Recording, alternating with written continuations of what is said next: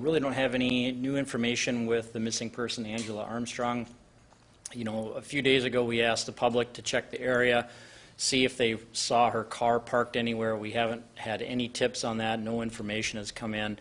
We'd kind of like to expand that. So if people are outside of Sioux Falls, if they're hunting or fishing, I don't know what hunting's going on right now, but if they're maybe out walking in the nature areas or wooded areas, if people are fishing, whether it's lakes or rivers, keep an eye out for that car. If they see something like that, something that matches that description, we want them to call police right away.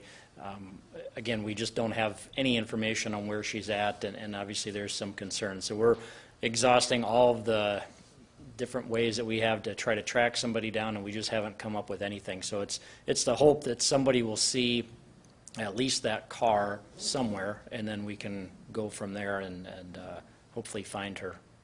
Is there anything that leads officers to believe she might be in one of the outdoor areas or we just don't know. I mean, we just don't know where she's at. When she left, and I've said this before, but it was unusual behavior for her.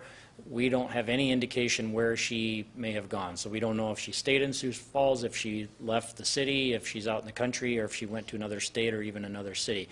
We just don't have that information right now, and so that's why we're trying to hopefully just expand things out, and if somebody sees that car, then obviously that we can hope that she's nearby, or at least gives us some information to follow up on. When was she first reported? That was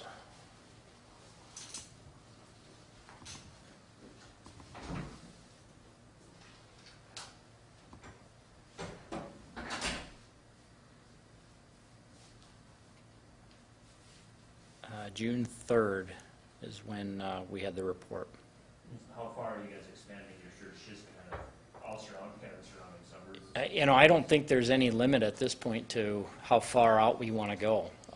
We're just asking, I mean, we've asked people in Sioux Falls. Now we're asking anybody that can hear this outside of Sioux Falls.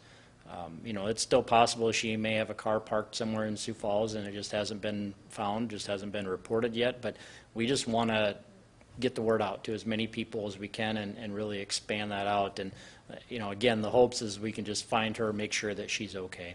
What are some of the other agencies the department's working with?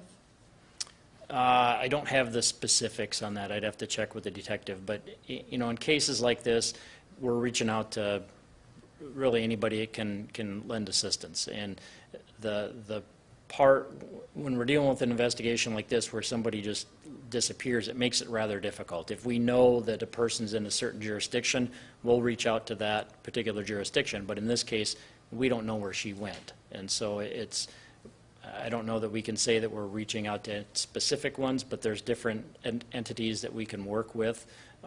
I just don't have the list of those that the detectives spoke to.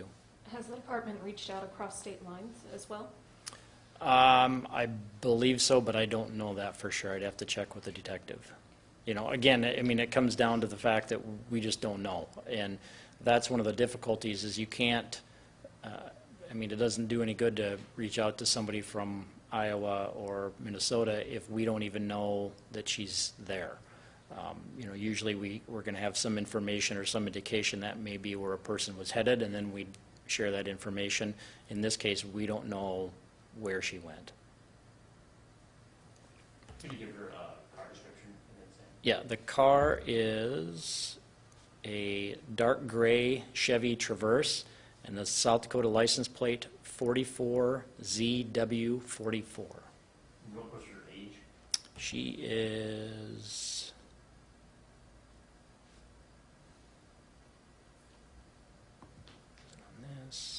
45.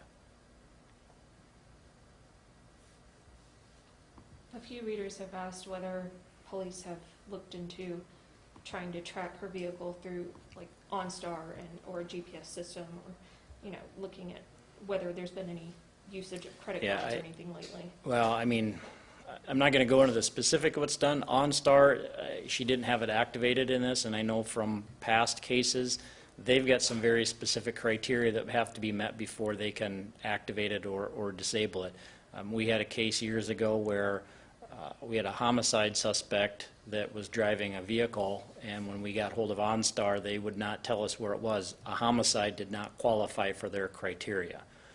Eventually, we were able to figure out stolen vehicle did, and then kind of put it together because he had stolen that vehicle.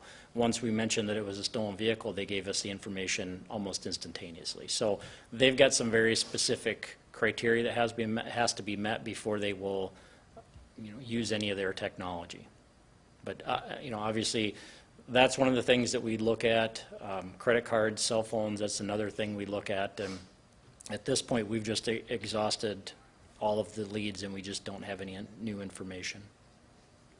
Is it unusual to get cases like this that kind of don't really turn up after a few weeks? It is. We do get a lot of missing person cases or check the well-being cases, and for the most part, those people, they may disappear for a few hours or a few days. Sometimes we'll have family members that'll call that they've lost contact with somebody for a period of weeks or even months.